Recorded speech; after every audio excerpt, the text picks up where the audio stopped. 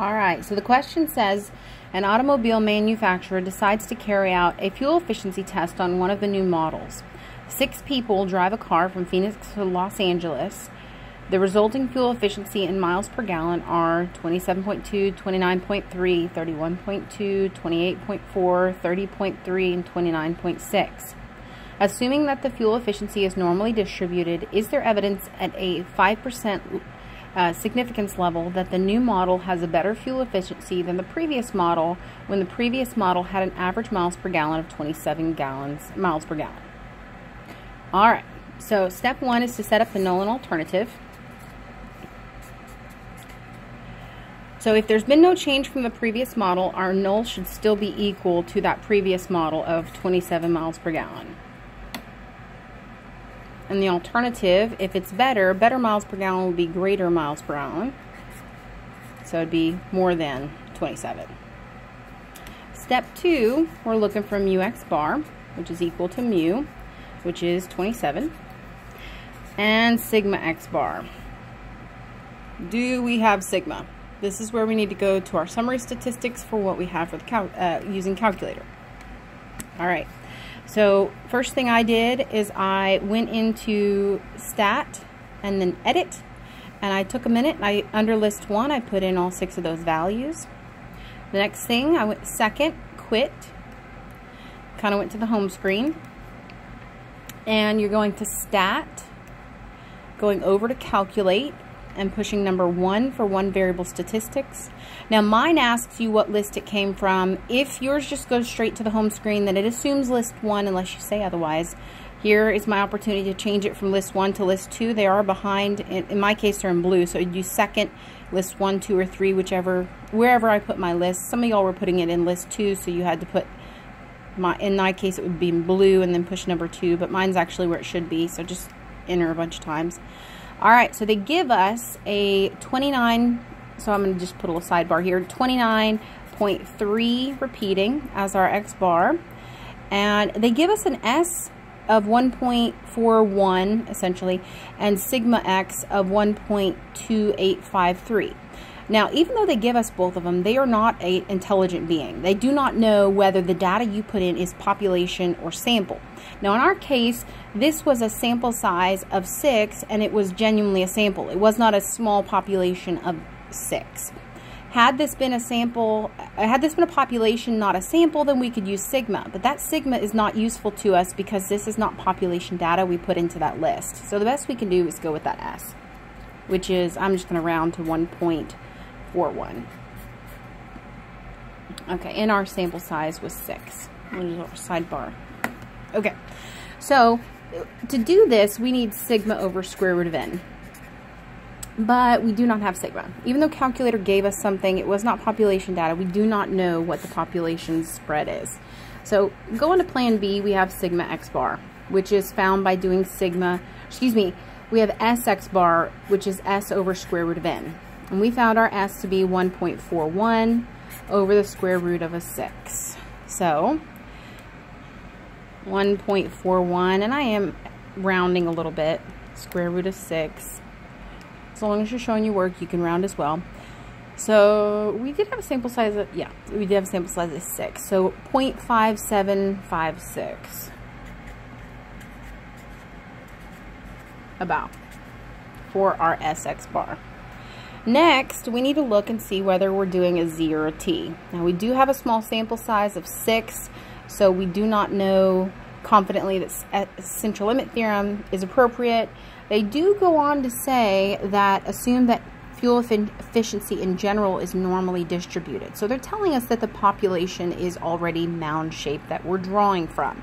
So because the population is already normal, and because sigma is missing, and we're going to have to substitute S, this leads us to be using a student T distribution. Now this is me just kind of communicating this to you. This is not part of step 2. So in order to write that out, we cannot say X bar is a student T distribution, because then that would be like saying that you know, 29 is our student t distribution. 29 is not how many steps up or down from the mean we are. 29 is the miles per gallon. So that is not converted to a t-score. We cannot say that x bar is a student t distribution. We would have to kind of communicate that we would have to transform that. X bar minus the mean over this SX bar. Now that's a student t distribution. And it has a single parameter, which is degrees of freedom. I'll just put it underneath degrees of freedom, which is sample size minus 1. Our sample size was 6, so we have degrees of freedom of 5. All right, looking at page number 3, we are looking for our decision rule. We do know that it's generally mound shaped. A student t is centered on 0. Z and t are both centered on 0, generally mound shaped. Wouldn't know the difference between a z and a t when you looked at it at the naked eye. Not until you compared them on top of each other would you notice that t had more occurrences in the tails. All right, so we need to look. We know we have an alpha, they said, of 5%. And our alternative hypothesis was mu is greater than 27. So is that left-tailed, right-tailed, or two-tailed? Since our alternative is greater than 27, we are looking at a situation where we're wanting to reject things that are significantly high. So we are one-tailed, specifically above. There's our alpha of 5%. So our critical value is our z or t associated with that alpha. Now in this case, it is a t. So to go find that critical value or that t-score, we are going to have to use inverse t. I'll show you kind of what it looks like on my calculator. So we would go second distribution, looking down to inverse t. First thing is your area. Let's see if I can do this at the same time. So inverse t, and the first piece, it gives you two things, area to the left and degrees of freedom. They don't say area to the left. It is assumed to be area to the left. It's been consistently through, even when we were doing inverse norm instead of inverse t. So we have to think about, is that 5% our area to our left? Well, no, it's our area to our right. So if we have 5% on the area to the right, what's the area to the left? Well, it's a complement. So 100% minus 5% would be 95%. So we have to the left of this value, we have 0.95. So we would do 0.95, and then our degrees of freedom from our previous, we said, was 5. It's our sample size minus 1. So coming over here, my calculator, 0.95, 5, and I'm getting 2.015. 2.015. Now guys, if you goofed, I'll just rewrite this. If you goofed and did do 0.05, it's going to take a second. Okay, notice it gives you the value on the left. Now, understanding that the value on the right of 0 are positive, you could have done this and then negated it on the back side. But our critical value is not plus or minus 2. It is strictly the positive piece of that. It is only going to be positive 2.015. That's going to help us to write our critical value, our decision rule. Okay, so now we're at the point of a decision rule.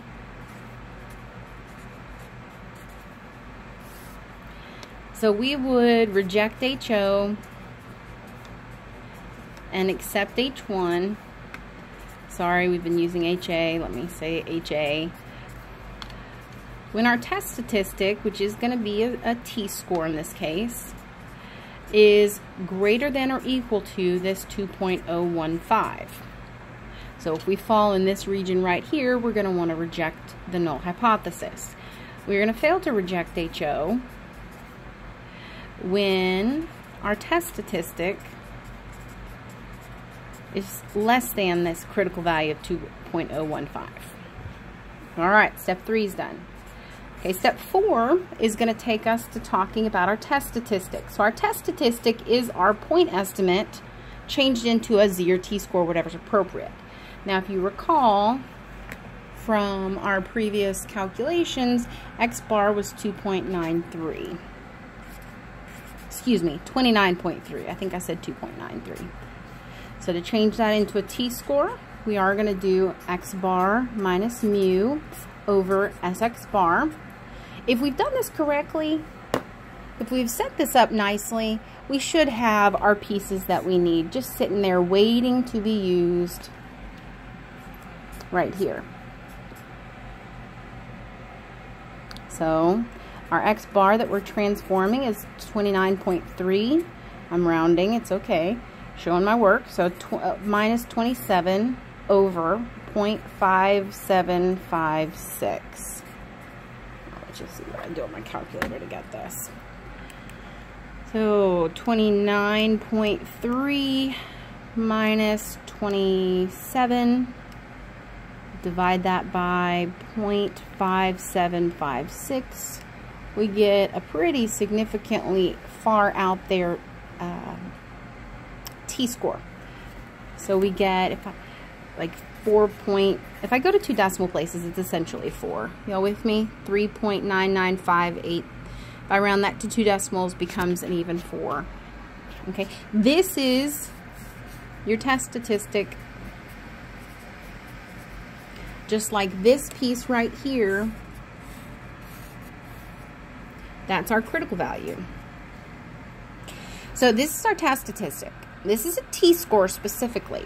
So a t-score of a positive 4, that means we're 4 steps up from the mean. If you think back to our previous situations, the empirical rule and whatnot, we would know this is extreme without needing an alpha, but even still, we need to think about where this would fall. So coming back here on our critical value, my test statistic is going to fall somewhere like right up here. Even more extreme than that, but just for visual, it is going to be somewhere in that rejection region. So based on that, without doing step 5 or 6, we are going to reject our null hypothesis considering where our test statistic fell. I'm going to keep going. All right, number 5.